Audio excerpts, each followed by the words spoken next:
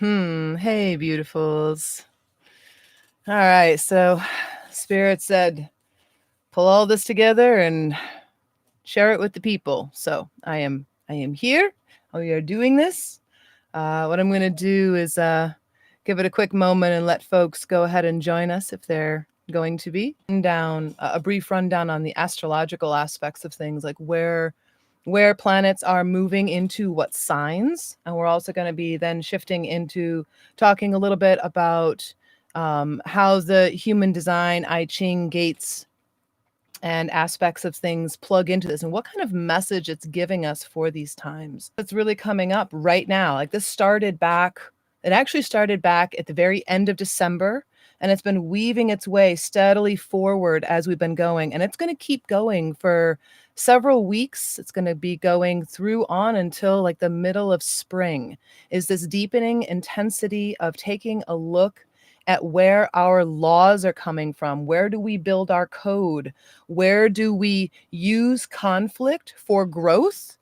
And where do we let it swamp us? Where do we let it take us out of growth?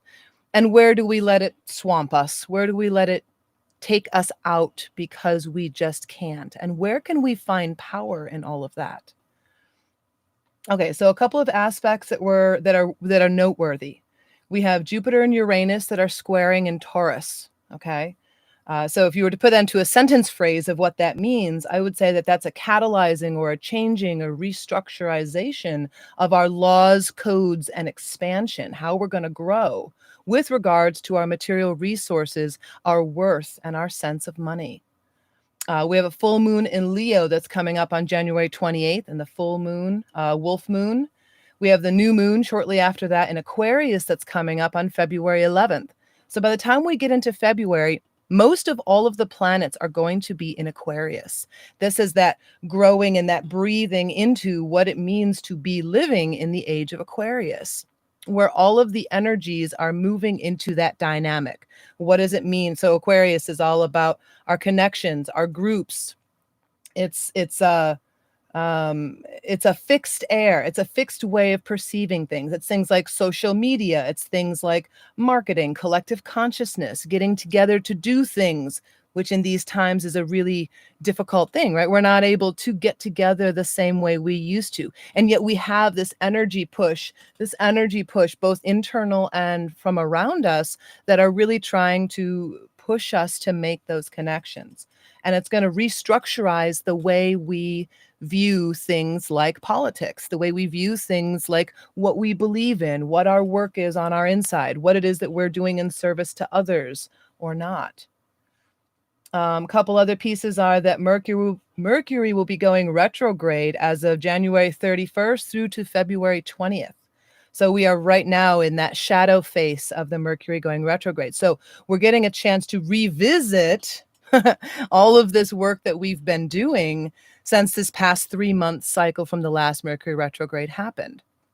So here we're sitting in this very potent day for this country, right? As powers in the government are changing hands and doing so in kind of a volatile nature, right? It is not a peaceful transference of power. And we see that even reflected in the stars. We see that reflected in the energy around us. We see that reflected in the Just Now human design chart, where it's showing us that how we transfer power means that we need to let certain things go in order to progress forward into the future.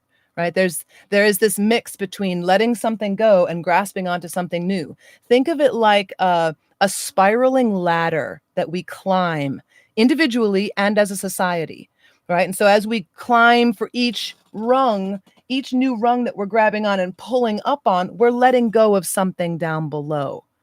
Being very aware and taking deep, mindful time to make choices in a informed way is going to lay the path for how we're going to proceed. So what we do over the course of this next 3 months is really going to set the stage for the rest of the year to a certain degree. Okay, I'm going to pop over and we're going to chat about how this lines up with some of my other favorite systems besides astrology, which is looking at gene keys and human design. Human design is the mechanics. How do I do a thing? Where is my role? How do I fit? What am I here to do? I use InnerCartography as the spectral analysis of where can I find the thing I might be missing, my shadows. What is the thing that I'm trying to reach for, the rung I'm reaching for? That's the gifts. And then the spectrum, or the essence, or the siddhi, is the energy that's lying underneath it, that's supporting it. And that's also something that we're really trying to obtain outside of this human existence, right? Okay, so back when we were talking about the different planets that were in Aquarius, we currently have the Sun, Venus, Jupiter, and Saturn that are all in Aquarius. And we have Mars and Uranus in Taurus. Okay, both of those are fixed signs. Just remember this as we hop into the InnerCartography, the human design side of things. Taurus and Aquarius are both fixed signs. One's an earth sign, one's an air sign, right? So they're fixed ways of thinking. Thinking is the Aquarius. Fixed ways of holding and being in that energy of Taurus, okay? So when we go over to looking at Mars and Taurus, Mars and Taurus is also in the I Ching number of 27, and it's all about responsibility. This is in the tribal defense circuitry. So this is all about the responsibility in the tribe to educate and to have access to material resources, right? In this times when we have money shortages, we've got food problems, we've got connection issues, we've got transportation problems. This is all about that heightened responsibility of how can we overcome and work with that dynamic without getting lost in the minutia, right? This is sacral energy, it's splenic energy, sacral and spleen. So I took the 27 and the 20. I took the programming partners of each one of them to take a look at what is the handshake agreement that's happening right now in Mars, and that Mars energy that's in Taurus. And so we have the shadow of selfishness, altruism, and selflessness that are being paired with purposelessness, totality, and immortality. So in the shadow aspect of things, we have the mathematics of love and fear, which is the selfishness. We have the egregore of fear that is part of the purposelessness. And so we take the mathematics of love and fear that help to create our egregore. But if our egregore, and remember, an egregore is the energy that is present in a space when a group of people come together, that energy that is the penta, that energy that is the totality of the people in that space is what that egregore is. It kind of represents, it's like in the middle of the room and is connected with each of the beings that are there. Okay. Over time, that egregore can deeply strengthen if those people continue to gather in the same way with the same intention on a regularity. You can grow your egregore. Okay, the first time you gather with it, it's, it's just kind of loosely there. It's not sure what it's there for. But when we continue to come together and we do a thing over and over again, we begin to establish that collective energy. If we want to have a collective shift, we got to get together collectively. Even sitting here in this conversation, we are sitting here collectively. Hi, David. Good to see you. Hey, Brandon. Hi, Stephine. Good to see you all. And if you have questions, feel free to pop them up. I'll take a look at it before I go off of this live for the day. So this Mars and Taurus energy is going to stay present until today. It stays in action until the end of today.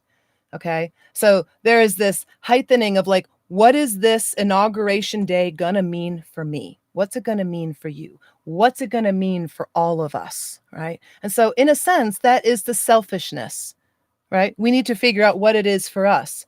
And the thing is we need to start thinking in our minds and in our hearts.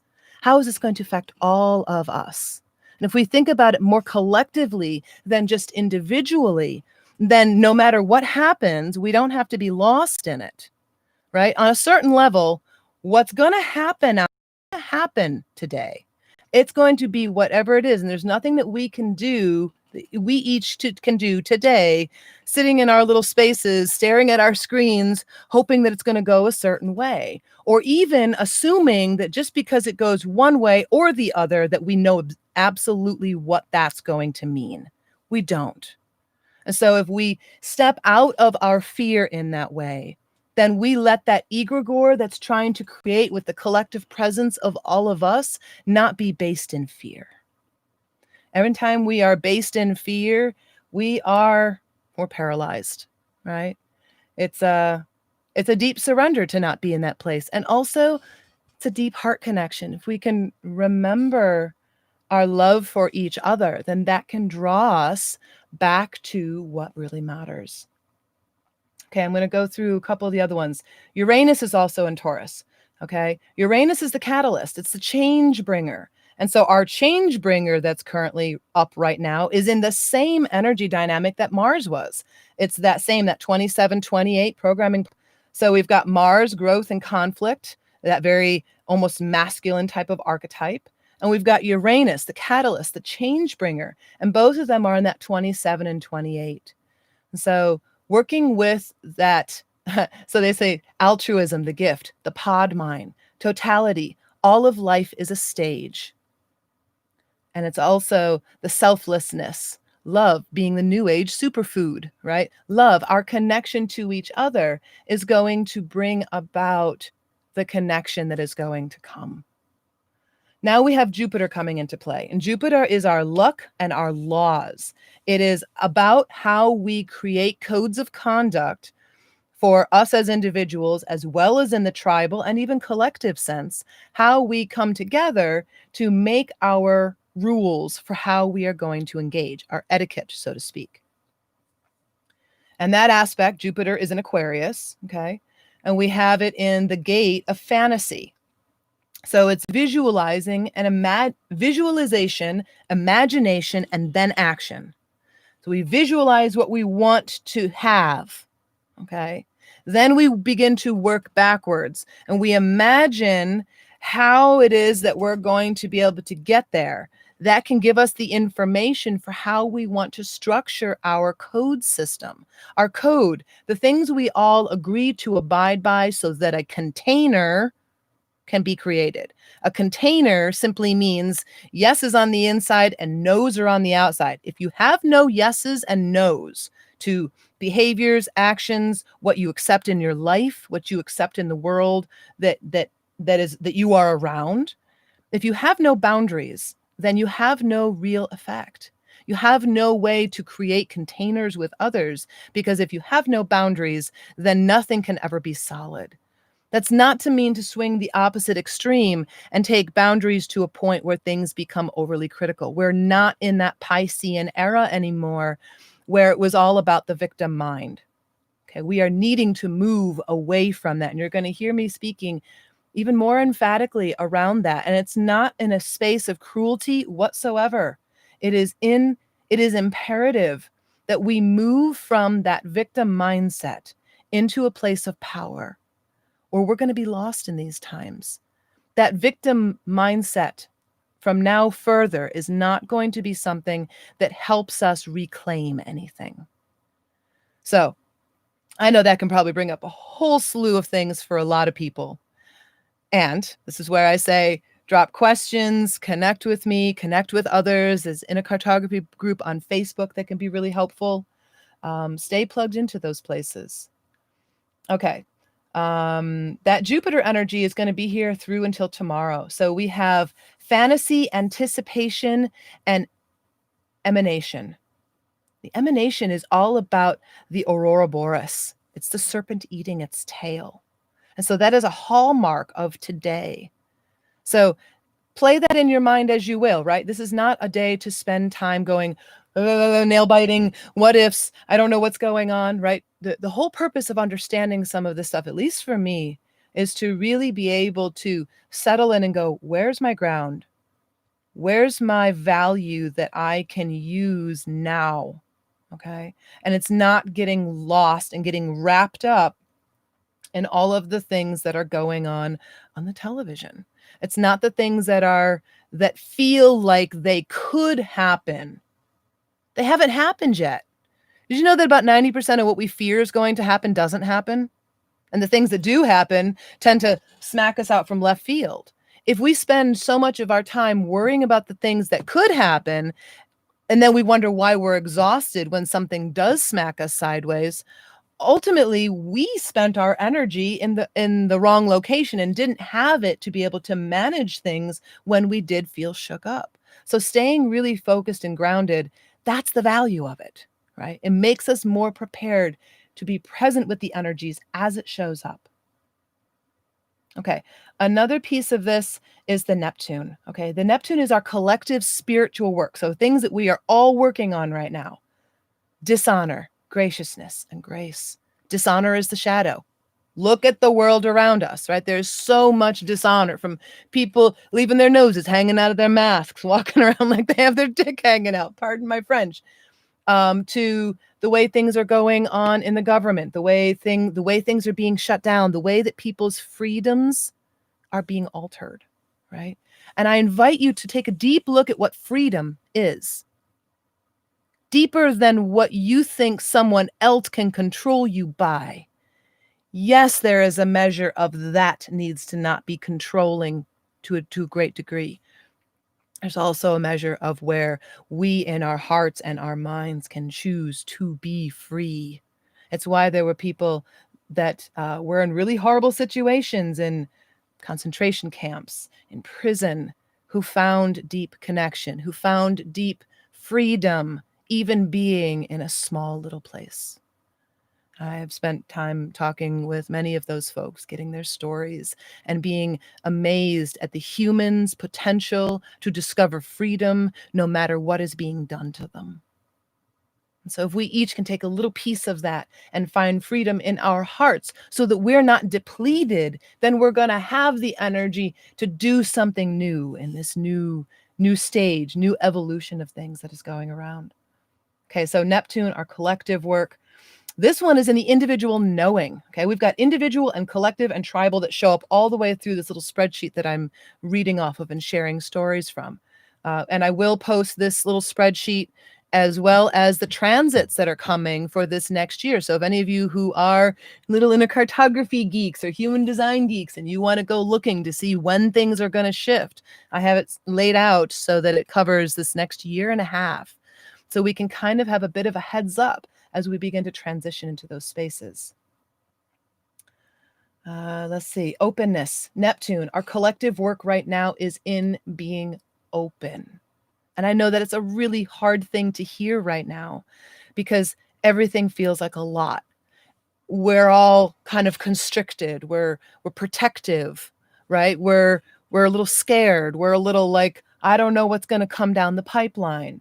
And the deal is if we stay in the realization with the beauty within, if we stay open to the mystery of it all, then we have the ability to begin to heal our collective wound. Our collective wound currently right now through until April 8th, Chiron is in gate 17. It's the gate of opinions, setting up of new hypotheses or the launching of new ideas. Okay, that's the mechanical side of it. The spectral side of it is opinions from the perspective of the closing of the third eye, where we use our mind to analyze where we're going and we shut off our inner vision of what could be possible outside of our mind's ability. Remember, the mind is a machine. It has a limitation to it, and it's never going to be able to discover the things that the heart can. And so if we stay open in our hearts, we work on that Neptune's, that collective spirit work of staying open in our heart, then we allow that wound of opinions to not have such a foothold. Because if we are deep in our heart, then our minds aren't taking center stage, which helps to open up our ability to see the vision of a new way of being. Farsightedness, precognition via the heart is the gift of this 17, of this wound that is present. Okay. Precognition via the heart. We have to be in our heart. We have to do that spirit work of staying in our heart, of being open to it, and looking beyond what our mind can conceive. And the heart and the third eye, the new vision aspect of things comes through in slow, sweet, quiet whispers, like when we are fixing our food for the evening for ourselves and our loved ones, when we're tidying our space in a neutral sort of way, not an angry way, not a frustrated way, not a, oh, I got to get this done sort of way, but in a tending like you would a temple space sort of way. That's when the eyes go soft and the heartbeat is in a rhythm that is in a similar rhythm as the hands, and you're moving in rhythm with your world and your space wherever you are. That is when we have the ability to see farther than our mental mind ever could. All right. I think that's about it as far as the pieces that felt really important to share. Our collective spirit work, Neptune, is going to continue until May 10th. So some of this inner cartography aspect of things is really for today and for tomorrow through the outcomes of what's coming with this inauguration and this whole proceeding that's happening in DC. And the rest of it is through for the rest of this spring. It is the deepening of our work. And on a certain level, it is so simple to be deeply present with that work. Spirituality is incredibly simple. The doing of it is what is hard. The people who spirituality is so simple, and yet you would never see it that way in the modern marketing ways, because people want you to sign up for their thing and keep you coming and doing that sort of work. And in reality, all we need is little micro directions of change, right? That's why what I do isn't purely based in money, because this is the sort of thing that needs to be available, right? It's a mixture of both. Our lives need to be a balanced mixture of how we work with money, how we work with abundance. Remember that money and abundance is a reflection of our inner work. So if we do not hold ourselves as worthwhile, we are not going to ask for an equal exchange for the efforts that we do. And before you say, well, I'm trying to be altruistic and I'm trying to give it all away, remember that we are examples. And if we set an example that it doesn't require any work to get to where we want to go, then we set people up with the understanding that it should be easier than it is. Should, right? We set an expectation that it's going to somehow be different. And in these times, the simplicity is there. And yet we have to work for the ease. We really have to dig our heels in and be present with what it is that is coming up for us in any moment of the day. And also understanding there are times when we need to just step back from the situation and go, okay, I'm going to ride this one out. I'm not going to go digging for gold in this situation. There's a lot of conflict right now. This is not a time to go digging deep to try to sort out years long's worth of problems that haven't gone resolved. This is a time to stay close with the ones that you love and to nurture those relationships and nurture your heart center and connect with the groups that are going to help to create that sustainability overall. Right? It is important that we begin to talk in talking circles, that we begin to decide what it is that this year is going to look like for us. There's no need to sit on the sidelines and say, well, I'm just going to see what happens when the vaccine comes out, or when things go back to normal, when this COVID thing is done. And the thing is it's not going to be done. There's going to be an evolution. There's going to be continuous evolutions that happen. Right? There's going to be different vaccines that come out. There's going to be different levels of things. There's going to be halts. There's going to be stops. And then there's going to be, oh, we're back on track again. And so if you don't want to feel like you are the stone that's being skipped across the lake's edge, then you either want to dive beneath the edge of the water where you can find some calm, or if you're a sky being, you soar further up into the ethers where there isn't as much turbulence going on. This turbulence is here to help us change and grow. If we get whomped by it, if we get flipped on our ass by it, it has not helped us to grow. It has simply taken us out. So do not let it take you out, and use it for fodder for growth.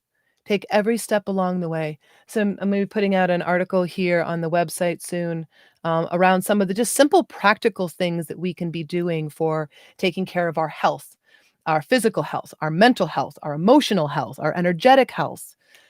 This time of year in January, this is when the deep of the winter sets in, right? We got another at least 2 months or so of this weather where things are real finicky, right? I'm up here in the Northeast in New York area, and we get all sorts of snow and crazy weather, and it's just going to keep going.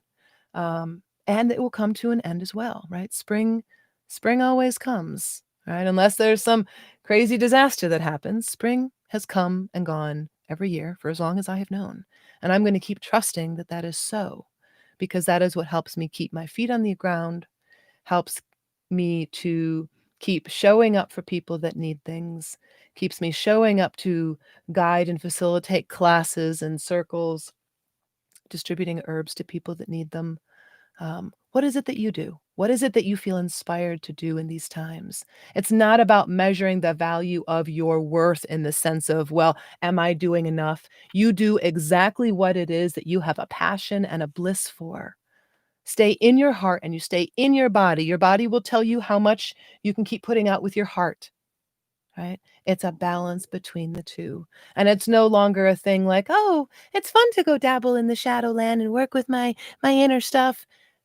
A, it never was fun to begin with. B, it's even more important now. And if you haven't begun, welcome to a clan of folks who do. This is the kind of work that we do all the time. This is the space that I hold to do this kind of work for as long as I can in the digital world, and as always here on the mountain at Nematon. That is our way of life. Uh, so much love to you all. I'm going to check the. I don't see anyone else has popped on. All right, beautifuls. Mwah. Much love from the mountain. Talk with you again soon.